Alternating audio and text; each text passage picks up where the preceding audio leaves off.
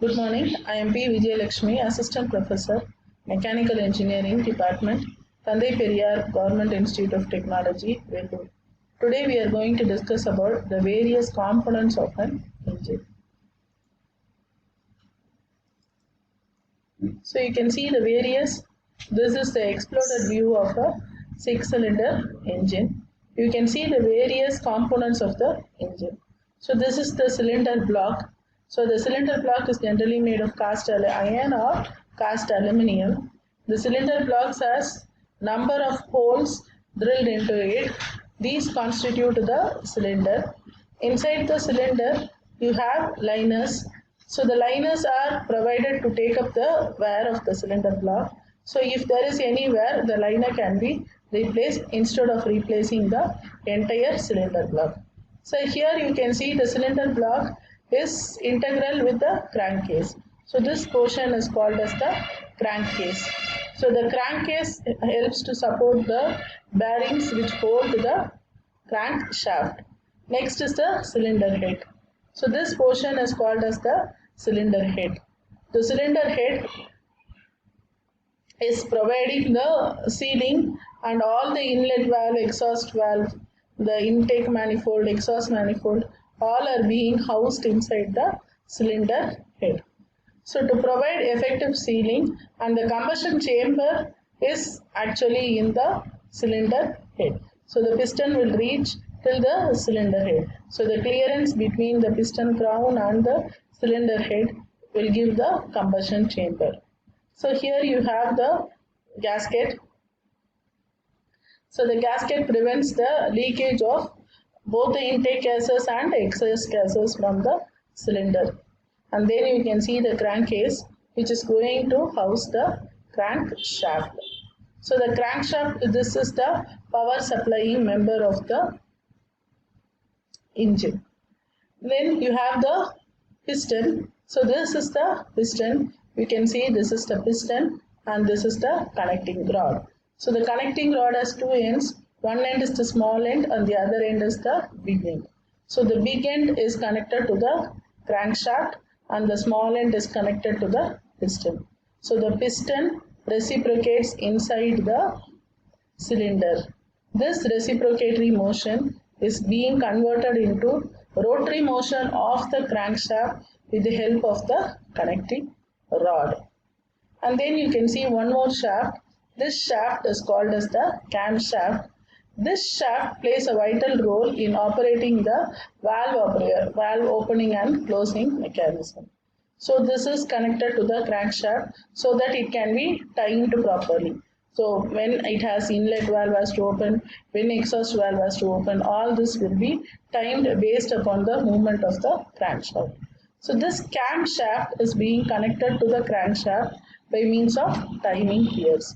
Or you can have this, you can see the camshaft drive chain.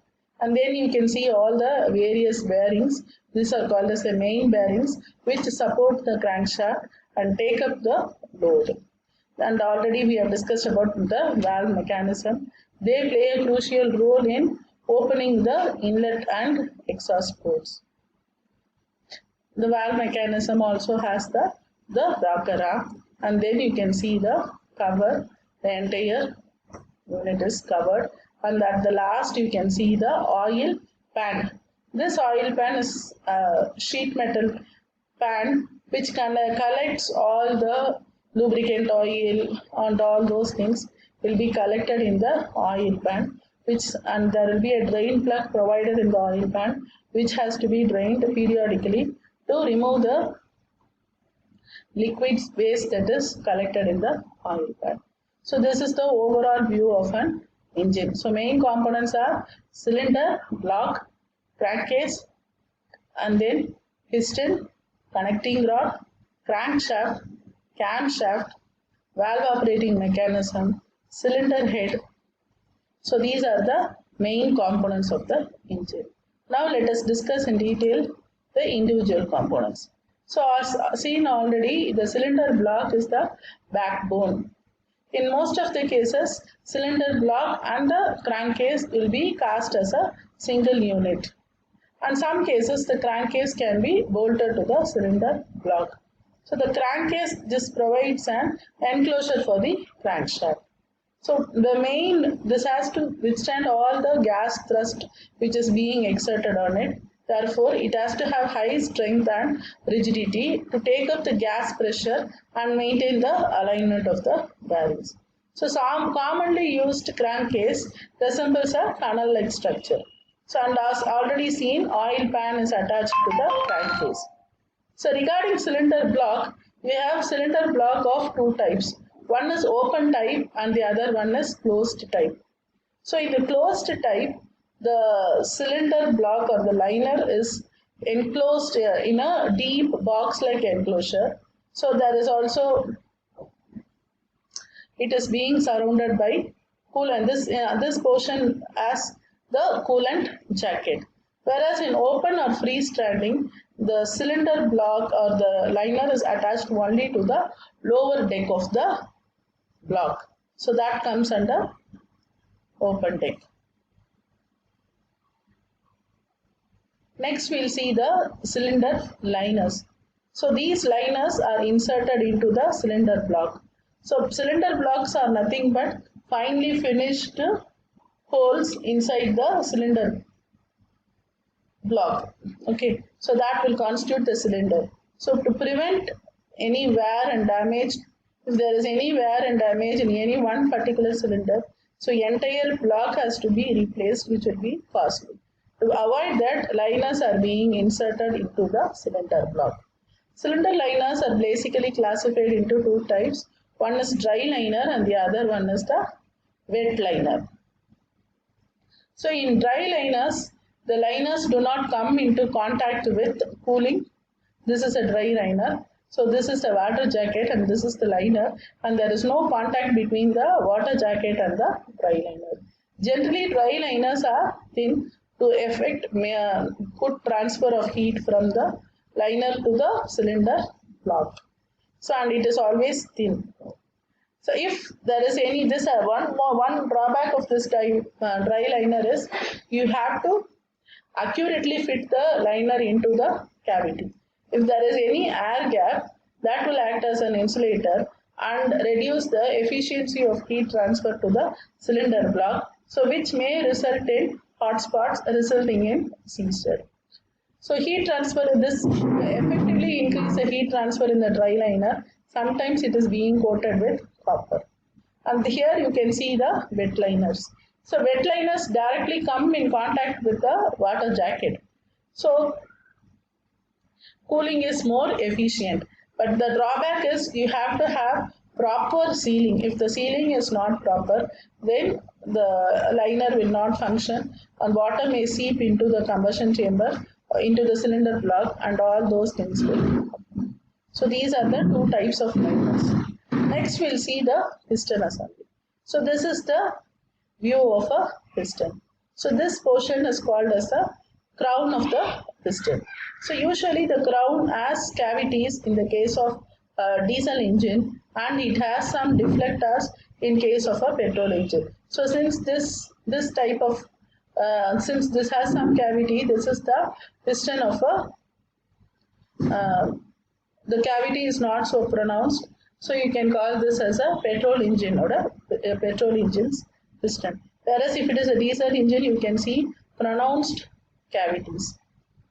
And you can see here grooves are being cut. These grooves are cut for accommodating the compression rings and oil rings. So compression rings are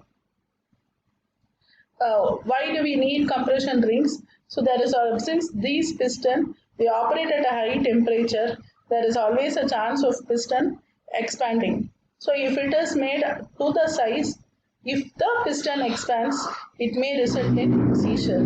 So generally the pistons are made slightly smaller than the cylinder cavity. So to prevent any escape of gases, gasket or compression rings are inserted into the cylinder. So you can have two provisions or grooves which are for inserting the compression rings.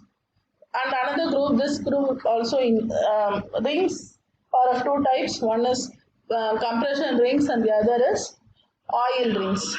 So these grooves are being cut on the surface of the piston for accommodating these rings. Pistons are generally made up of lightweight aluminum so that movement is easy. And you can see this portion between the grooves is called as the land of the piston, and this portion below the grooves is called as the skirt of the piston. So this is called as the piston bars. So this is an reinforcement for holding the piston pin. So the piston pin is one which connects the piston to the connecting rod, and it will be subjected to large amount of forces. So some sort of reinforcements are provided inside the piston since the piston is hollow. And here you can see what are the various features that are being incorporated into the pistons to control expansion of the piston skirt. So they are having some steel insert, some slots or some splits and T-slot, oblique slots, U-shaped slots. So all these slots will prevent the heat transfer from conducting from this portion to that portion, the adjacent portion, thereby controlling the expansion. Next we'll see the piston rings. So as discussed, piston rings are of two types. One is the compression ring and the other is the oil rings. So compression rings are solid rings with a small gap, whereas oil rings have holes cut in between which scrape the oil from the cylinder and drain it to the oil pump. And next you can see the connecting rod. So this is a connecting rod. It connects the piston and the crankshaft. So it is the small end, big end, and the center portion is called as the shank. So the small end is being connected to the piston and the big end is being connected to the crankshaft. So the center portion is the shank, which since it is subject to large amount of bending load, it is usually of an I-type cross section. So inside this you have bearings for locating the pins and circlips to prevent the pin from coming out. And this portion is called as the big end. Generally big end is split into two. It can be split either into symmetrical halves or it can also have oblique splits. So these are the other types of piston. Generally it is being divided into two, and inside the big end you have bearings which support the crankshaft. And last we can see the valve assembly which operates the inlet valve and the exhaust valve. So we can see the camshaft. As already said, camshaft takes a drive from the crankshaft, and above the camshaft you have the valve tappet which houses the push rod. So when the camshaft, this narrow end of the camshaft touches the tappet, the push rod is being pushed up. So when this portion is pushed up, the rocker arm moves downwards. This is hinged here. So when one end of the rocker arm is pushed up, the other end moves down. So the other end touches the valve stem which is operating inside the valve guides, and you also have some valve springs which result in the valve coming back to the original position once it crosses the steeply area of the cam. So once this portion is being pushed down, the valve seat is also pushed down. So there is an opening and the valve are open. So this is how the valve operating mechanism opens. So this is an overhead valve operating mechanism.